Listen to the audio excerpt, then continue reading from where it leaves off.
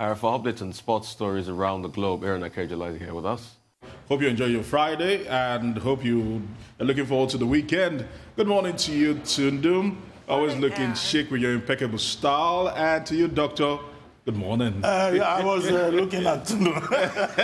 Very welcome. Good to have you. Doctor, you got a plan too? All right, attested to that. Okay, let's get it started. We'd like to start here in Nigeria. And the news actually came in, has been dominating the headlines in sports for the last 24 hours. And that is the fact that Nigerian politician and billionaire Orji Uzor Kalu, former governor, wants to buy a whopping 35% stake at Arsenal. Remember, Arsenal actually grew its prominent and cult following thanks to Kanu Nwankwo back in 1999 joining Arsenal from Inter Milan, and ever since then we've had Nigerians actually in and out of Arsenal, of course Alexander Iwobi, super good player, and some others, and he says he wants to actually probably make them title contenders again. Arsenal has fallen on hard times, all right. At the moment, Stan Kroenke, who owns Arsenal, owns well over 90% of the shares at Arsenal.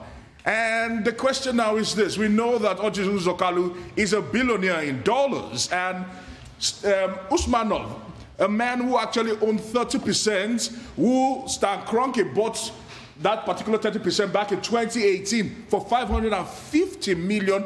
And I'm not beginning to do the math and say that if Orji Uzor Kalu wants to buy 35% of Arsenal, that would simply mean he'll be staking his entirety and his life savings to buy this club. Would that be enough? I don't think so. But you cannot fault the man. Remember, he was one that turned the fortunes around for Enyimba International, helping them in their golden era win back-to-back CAF Champions League trophies. And he says ever since then, his love for football has known no bounds. And former Enyimba player and ex-Super Eagles player, talking about Vincent Iyama, I said, rather than probably take all those monies and invest in Arsenal, why don't you do the same for Enyimba International and turn them to world beaters again? And let's see if that would actually happen. Arsenal has always been getting and garnering a lot of love and a lot of sentiments. Remember, Aliko Dangote at some point also said he wanted to buy the entirety of Arsenal. That did not happen because he said he had to shelve that particular project because he wanted to build the Dangote refinery and so. But hopefully in the future, he will be able to look back into that particular investment. But let's see how it actually goes. We're still watching that particular story unfold. But in the meantime, let's actually bring it a little bit closer. And that's the fact that good news for City fans like myself and the rest of them in the world, and that is the fact that Joseph Guardiola Salah has put pen to paper on a new contract that will see him stay at the Etihad Stadium till 2023, which is actually good news. He's won 6 major trophies, 2 minor trophies, or 8 trophies in his entirety there, and he seems to be finding life easy, less pressure than he would have gotten probably at Bayern Munich or at Barcelona, where he had actually coached and also got quite a lot of success.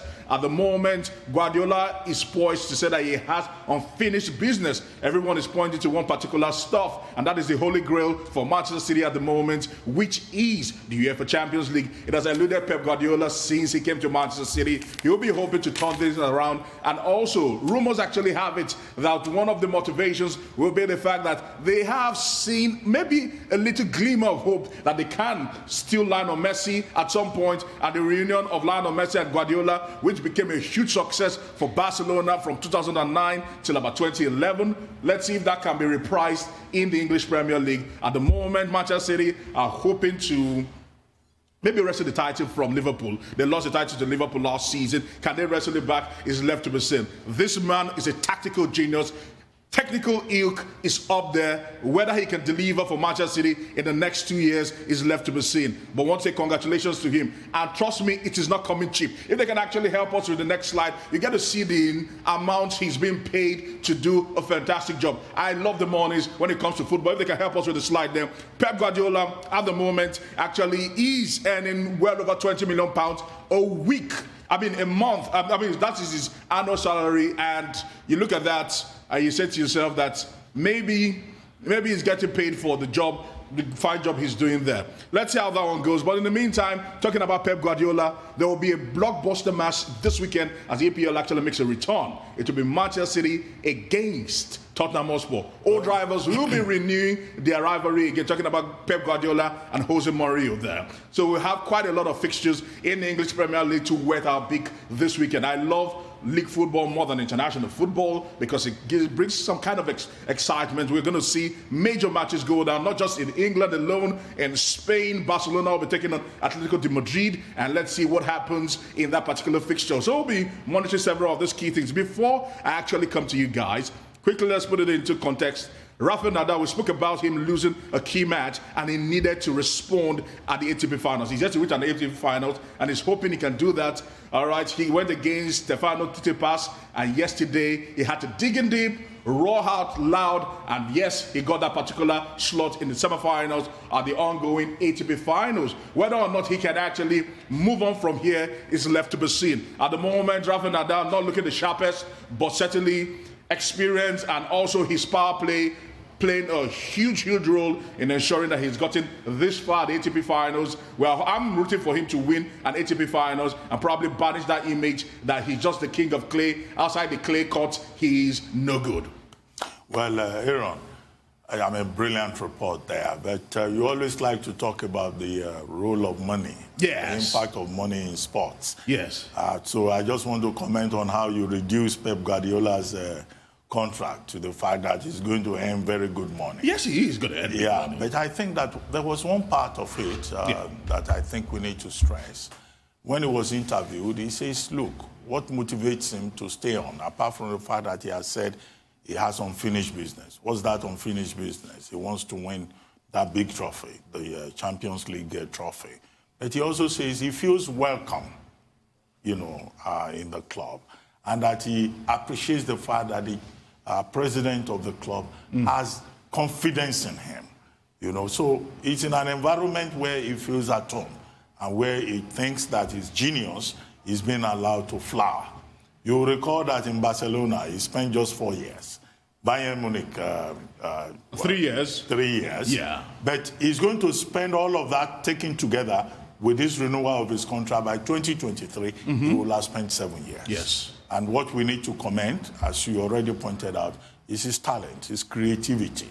When he came in 2016, the 2017-2018 season, he raised the profile of the club, right?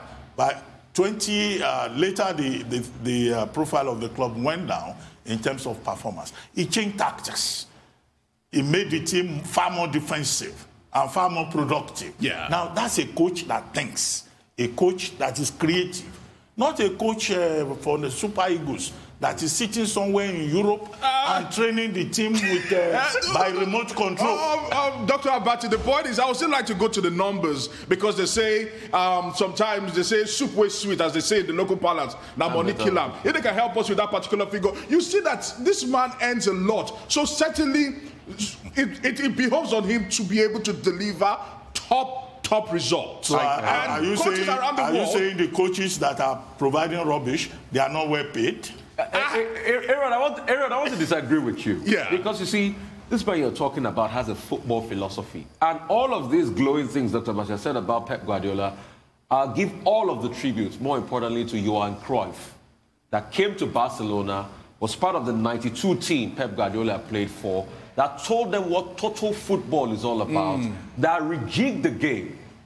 Pioneers of total football, the likes of Pep Guardiola, and other people that played under Johan Cruyff. And I still owe it. And when you chat it back with Johan Cruyff, you chat it back to the 78th team of the Netherlands that was in the final of the World Cup.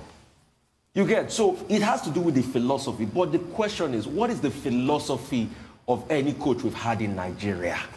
What is the philosophy? What is the football philosophy? Rufai, I always understand when people talk like this, but I still insist and I still stand the ground because as it stands right now, all that happens, they say the life of a coach is summarized by this: the day he's hired and the day he's fired. Regardless of what happens in between, all that matters is the day he's hired and he's fired. And what he does is what...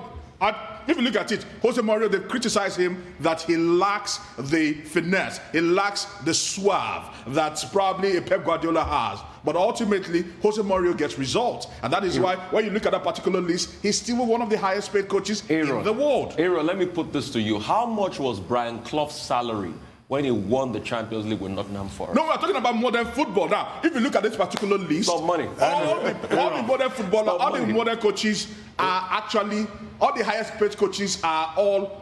How much was Ranieri's salary when he won the league with Leicester? Aaron, I've seen that you always like to talk about money and sports. Maybe it serves a purpose, and you know what you are talking about. But as for Orji Uzor Kalu, who wants to buy Arsenal, well, I think the long-term objective that I think we should be more interested in is that he's talking about partnership between Enyimba FC, and also Arsenal. So if there is a structure in place to make sure that that partnership or this dream of purchase will also help local football in Nigeria, I'm all for it. As long as it is not about one rich Nigerian trying to buy toys, offshore toys. No, so. Now the truth is this: if it's in my view, speaking from the business perspective, when you look at local clubs. Majority of the clubs in the top tier division of the Nigerian league are being owned by the government. So that actually puts a constraint on how you can even monetize these clubs and how you can actually structure these clubs like. But there was once upon a time in this country that you had, local. I mean, let me call them local Nigerians. Yes. Who set up clubs here, who came together. In Wanyawo National, Abiola Babes, Leventis United. But football is expensive. But just wait. At that time, we had a very strong league in Nigeria. But at some point, we now have a new generation, a nouveau rich generation, whose ambition is to buy a club in Spain, buy a club in UK, and they are not thinking of how to invest in Nigeria. And that's why I said, Chief Orji Uzor Kalu, I would like to see him, Senator Orji Uzor Kalu, also pay more attention to how he can help us develop the local league. And then he describes himself as a pillar of sports. I think that title was taken long ago. Pillar of sports in Africa. That title was taken long ago. Yes, it was. I think it's important. You made a very fantastic one. Aaron, as we wrap up quickly, look at it. I was watching an interview at some point. MK Abiola did say, apart from putting my money in Abiola Babes, there was a day the team had to go play in Zambia. I went to the Zambia with the team and I drove the team bus. But the just question, to get them to Rufai, what is the return on investment for this businessman? Hang on a minute. That shows you that MQ Abiola didn't just have Abiola Babe as a tool. He was committed and he truly loved the team. One thing we lack here is people that are committed to our league. Aaron, we can do it with our own local league if we're really But there is no structure to support that. And when we speak about football, we talk about money all the time because return on investment, football is a kind of sport where the margins are very little. And when you put in quite a lot, if the structure is not there, you will lose a lot. We've been speaking about Barcelona and what is happening with Barcelona. Okay, that is what happens when there are no we need to go. structures. Thank you so much.